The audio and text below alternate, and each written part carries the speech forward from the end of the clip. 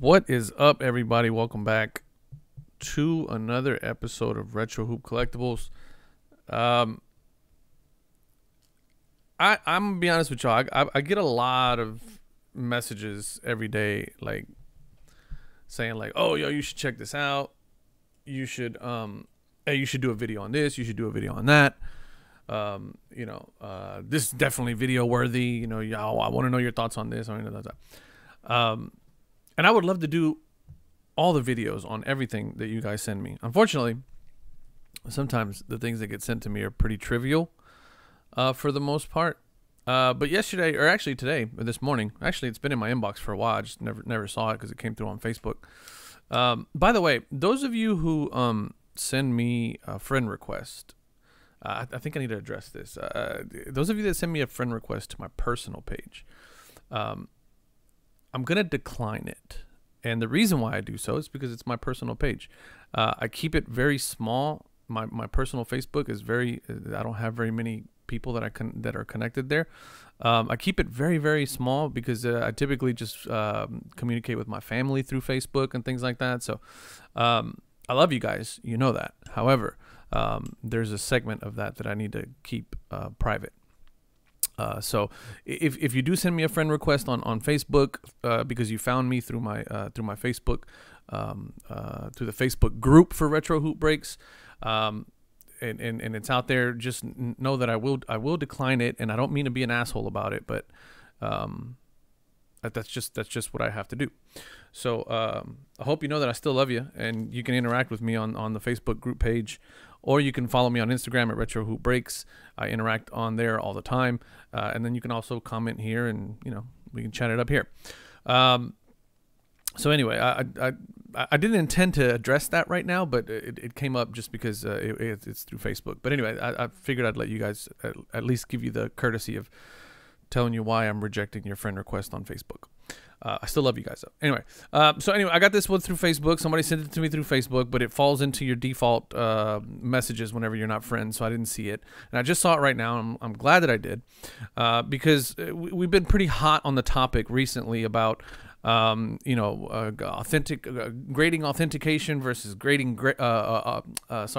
autograph authentication versus autograph grading versus, this one got past HGA, this one got past, this company over here, and this one got passed over there, and this would have never happened at PSA, this would have never happened at PSA, or a BGS, this would have never happened, so on and so forth. The fact of the matter is, and I've said this several times before, at the end of the day, these cards are being graded by people, by humans, and typically are very heavily dependent on a research department, or it's gonna happen. Things are gonna get past humans.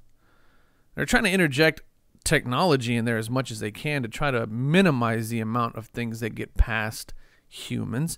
However, it's inevitable, right? The entire thing of counterfeit is a cat and mouse game anyway. There's a reason why $100 bill has all these security features in them. It's because, they come out with a new security feature, the counterfeiters find a way to circumvent it, and then they come out with another security feature, and then they find a way to circumvent it, and it's a cat and mouse game. Stuff like this happens all the time. It gets by people all the time. However, since we were pretty hot on the topic about PSA, here's a really good example, and this is from Wax Museum Podcast on YouTube. I'll link all the stuff in the description. You guys always know I give full credit to the people that are doing this. I'm going to go ahead and subscribe and like the video. This was really interesting. It's a short video, but I thought it was very informative. This guy does his research, and he's also got a website, which he'll plug here, and we'll watch it. So let's get to it. Let's look at this, watch this video, and then you guys, we'll take a look at the end, and y'all tell me what y'all think.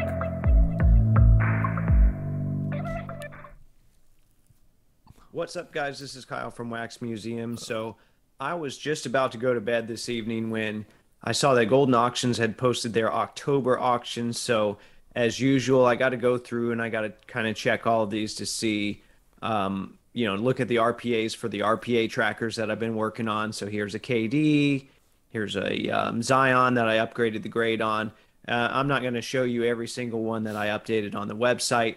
However, there was one that stood out to me. It was this Kawhi Leonard 83 out of 199. So I'm going to go ahead and pull that up.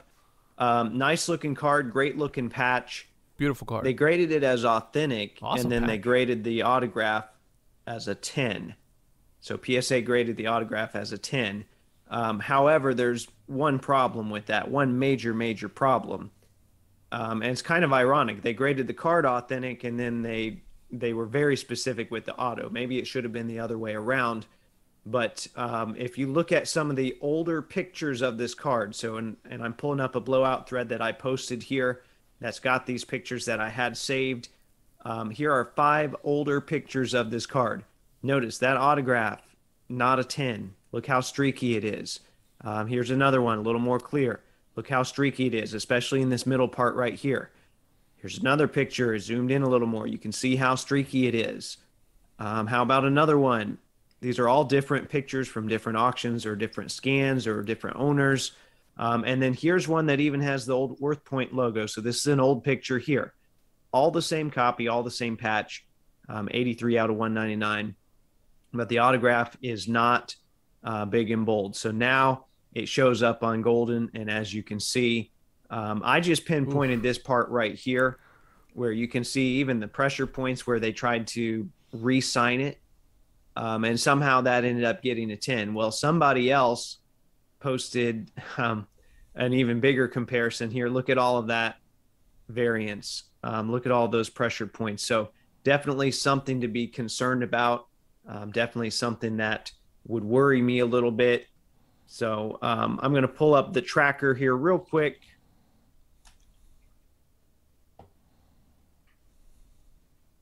Okay, just so you can see, if you're not familiar with this already, go to www.waxmuseumpodcast.com.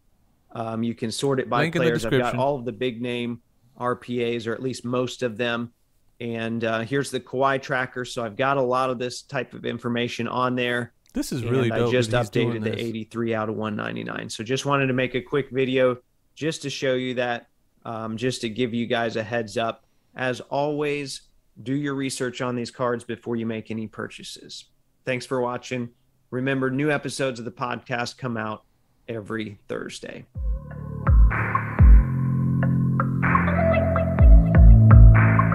What do y'all think? What say you? First of all, when I first saw this video, I didn't even know that the grades in the autograph really matter. I mean, I know that people grade autographs, but I always said to myself, like, well, what would constitute it not getting a 10? I mean, it's somebody's autograph. How do you grade that? What do you base your grade on? But then based on what I just watched there, I was like, oh, okay, well, the streakiness, is it smudged? I guess those kind of things come into play. That's about as gross as it gets in terms of just, it looks like somebody altered it, and it got past PSA. And really what bugs me the most about that is that, the research, it seems like, there were so many pictures of the exact same card over the years that it kind of really makes me think about how loaded down the research department is at PSA, and how much, because look, whenever you're pumping out 200,000 cards a week that you've graded and that you've authenticated, and the quality is going to drop somewhere, right? We've obviously seen the quality drop a little bit on the actual grading itself. We've seen some cards that were grossly undergraded, grossly overgraded. And you'd have to think that for all of the, for all of the clout that PSA has within the hobby for authenticating signatures and things like that, you would think that department is going to lose as well, in terms of, or lose some quality as well. So, this guy did, I don't know. I don't know how much research he did, but it doesn't seem like it was very hard to find some of these pictures and things like that. And also just the pressure points that he was talking about. The moral of the story here is that, we're so overcritical about what these companies do and what they don't do, when they screw up and when they don't screw up. issues like this, you know, when it came to HGA, we all tried to, like, I mean, that not all of us. There was a handful of people in the comments that were like, "Oh, this is it. That, you know, HGA is trash. We'll never, you know, I'll never grade with HGA again," because of, you know, what happened with the Mahomes autograph thing, and then the Tom Brady fake card thing. It's gonna happen. And this is just proof that it can happen to a juggernaut like PSA. Let me click out of this before it starts playing again. And I think he said it best at the end, right? Where he said, when you go to buy these cards, do your research. Do your research. Because even the grading companies can get it wrong. I don't care who they are. And I think too much of us put way too much emphasis on what the grading companies say without doing our own research. And this is a prime example of that. Somebody said in one of the comments, I can't remember where, but it was a great comment that said, we really should be grading our own cards, because anything in a 9 or a 10 is negligible if you think about it. We can spot a card that's grossly off-center. We can spot a card that has terrible edges and terrible corners. There's several examples all over the world where we agree upon things amongst ourselves. We don't need a third party, right? If I'm going to sell you this card, okay, you and I can sit here and look at it, and we can say, hey, it's a little off-center, okay? Edges are sharp, corners are sharp, it's a little off-center. The back looks great. I would probably say this is maybe a 9 or an 8 based on off-center. 8, 9. Right? And then you and I can agree what the value of that card should be based on that. I understand that we need a third party to kind of authenticate it, and maybe even to just, I guess, concur with what we're saying. And that's all fine and dandy, because what that does is that makes that entity responsible for what they're saying for it. But it's all subjective.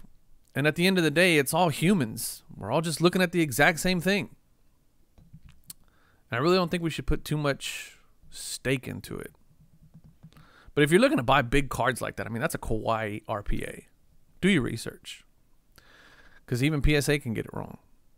And I did a whole video about how that's what they do best. Authenticate autographs. Because of the services that they offer. The forensics and all the special genetic something or others that they put on the card to authenticate the autograph. So I don't know. I just don't know what to think anymore in terms of what grading companies are good for. Find one that you like, find one that you trust, stick with it. Just make sure they're giving you good customer service and a good product or a good service. Anyway, that's gonna do it. Just a quick video. I know a lot of you guys are gonna hate me, but it's okay. I still love you. Peace.